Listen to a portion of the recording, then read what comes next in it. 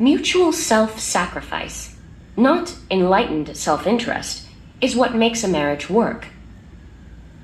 Ironically, sacrifice becomes the highest form of self-interest in marriage. Without it, the happiness each partner seeks will always remain out of sight and out of reach. Think about that as you consider adopting this opening reflection as a possible charter for your marriage. In the years before the Second Vatican Council, 1962 to 1965, the Roman Catholic Church used Latin as its official liturgical language, but English was the language used for an exhortation read in all churches in the United States at the beginning of the wedding ceremony. I've often remarked that the reason for this was the Church's fervent hope that the message would be clear and completely understood. It should be noted, as you read what follows, that inclusive language was not common in those days, and man was often used to include both man and woman. I've decided not to edit the original text in any way, in order to preserve its historical character. I hope no reader will be offended by the absence of inclusive language. Notice the emergence of the word sacrifice in this text.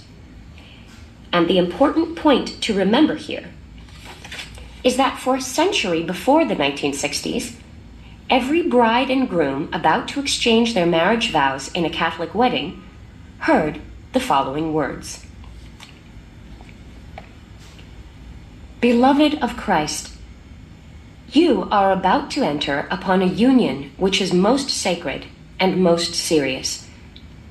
It is most sacred because established by God Himself. By it, He gave to man a share in the greatest work of creation, the work of the continuation of the human race. And in this way, He sanctified human love and enabled man and woman to help each other live as children of God by sharing a common life under His fatherly care. Because God Himself is thus its author, marriage is of its very nature a holy institution, requiring of those who enter into it a complete and unreserved giving of self. But Christ our Lord added to the holiness of marriage an even deeper meaning and a higher beauty.